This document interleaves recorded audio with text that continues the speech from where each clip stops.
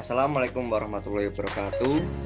Baik, di sini saya akan menjelaskan materi tentang database atau pengenalan basis data.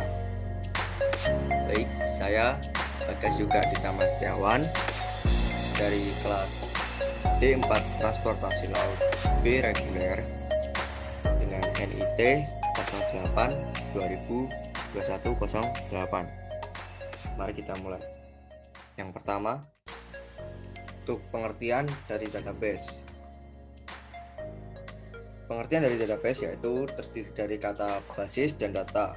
Basis dapat diartikan sebagai markas atau gudang, sedangkan data adalah catatan atau sekumpulan fakta dunia nyata yang mewakili objek seperti manusia, barang, hewan, konsep, peristiwa, dan sebagainya yang diwujudkan dalam bentuk huruf, angka, simbol, gambar, teks, bunyi, atau kombinasinya.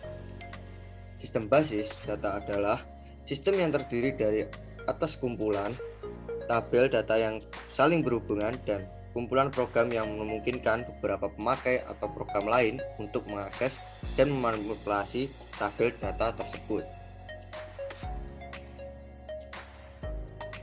Komponen sistem database yaitu yang pertama ada perangkat keras atau hardware yang umumnya terdapat dalam sistem basis data adalah komputer, hard disk, memori sekunder offline, perangkat komunikasi jaringan.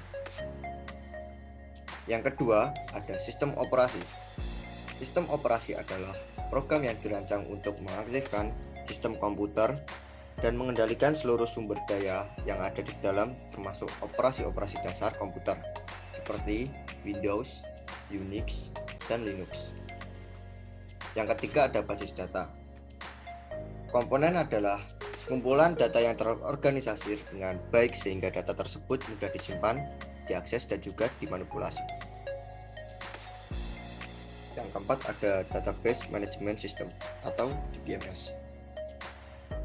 DBMS atau Database Management System adalah program aplikasi khusus yang dirancang untuk membuat dan juga mengelola database yang tersedia.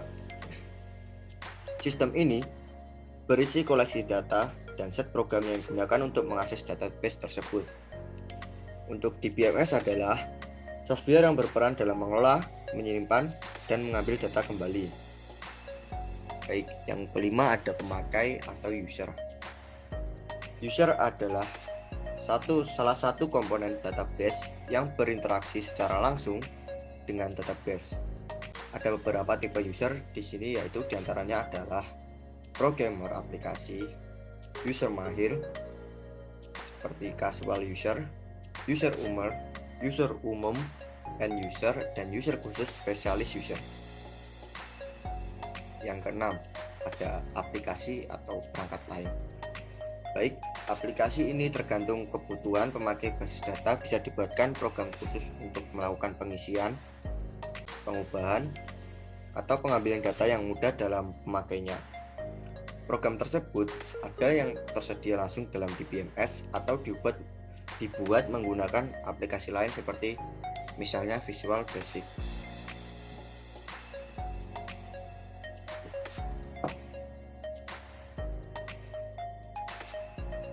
Tingkat arsitektur basis data.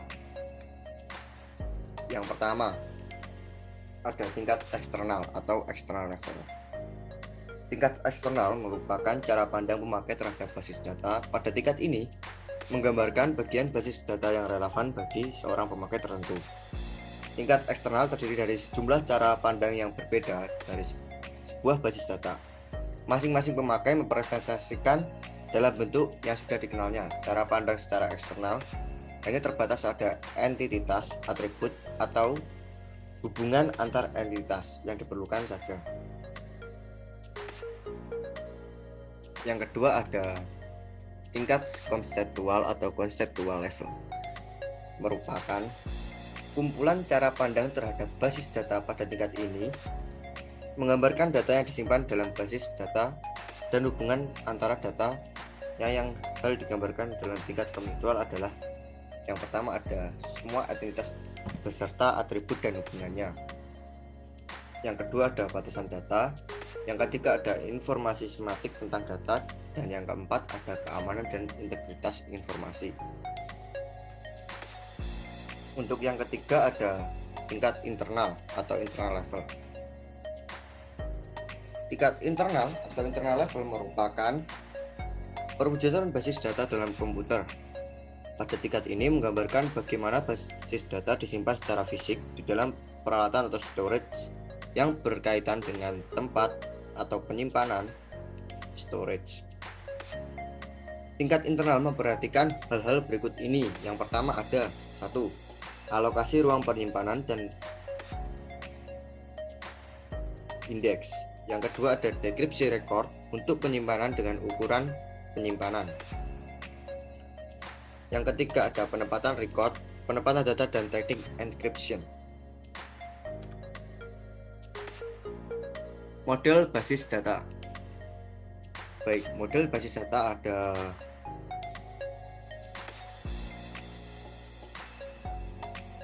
4, yaitu yang pertama ada model hierarki, kedua model jaringan, yang ketiga model relasional, yang keempat model berorientasi objek.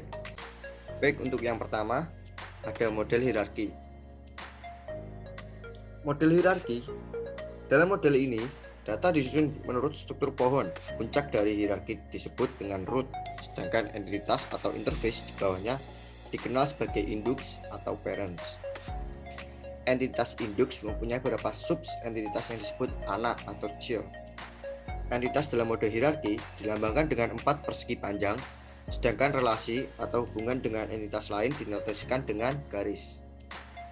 Yang kedua, ada model jaringan. Dalam model jaringan, entitas induk maupun anak bisa lebih dari 2. Model ini merupakan pengembangan model hierarki. Relasi antara entitas dalam network model adalah 1 ke 1 atau one to one, 1 ke banyak, one to many.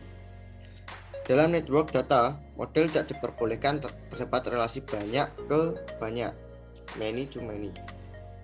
Untuk membuat relasi many to many, dalam network model dibutuhkan entitas perantara yang disebut sebagai rekaman silang atau interaction record. Yang ketiga, ada model relasional. Dalam network data model tidak diperbolehkan terdapat relasi yang banyak ke banyak, yaitu many to many. Untuk membuat relasi many to many, dalam network model dibutuhkan entitas perantara yang disebut dengan rekaman silang atau yang tadi disebut kita dengan interaction record. Yang keempat ada model berorientasi objek. Model ini mendefinisikan database sebagai kumpulan objek atau elemen perangkat lunak yang digunakan kembali dengan fitur dan mode terkait. Ada beberapa jenis database berorientasi objek. Baik, yang pertama ada sebuah basis data multimedia menggabungkan media seperti gambar yang tidak bisa disimpan dalam database relasional.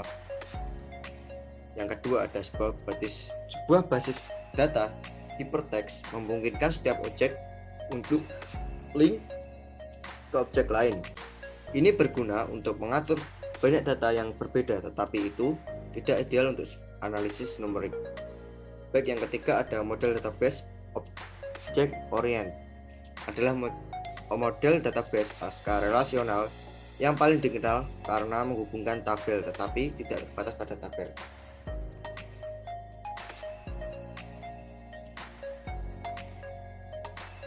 DBMS, Database Management System.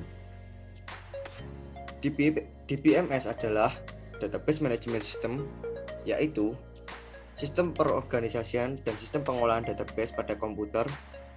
DBMS atau Database Management System ini merupakan perangkat lunak atau software yang dipakai untuk membangun basis data yang berbasis komputerisasi. Contoh-contoh produk DBMS yaitu ada Microsoft Access, Oracle, Microsoft SQL Server, GBase, DB2, Ingress, MySQL, SQL atau Structure Retrieval Language. Untuk pengertian SQL Structural Query Language, yaitu pengertian SQL secara umum bagi kalangan awam maupun pemula dalam dunia IT bisa diartikan sebagai bahasa yang digunakan dalam mengakses data, khususnya untuk data yang memiliki basis relasional. Tentu saja bahasa komputer dalam basis relasional ini berdasarkan standar yang dikenalkan oleh American National Standard Institute atau disingkat dengan ANSI. Standarisasi SQL sudah ada sejak tahun 1986 dan memang diinisiasi oleh ANSI atau American National Standard Institute. Baik, sekian dari materi saya tentang database. Mohon maaf jika ada salah kata. Wassalamualaikum warahmatullahi wabarakatuh.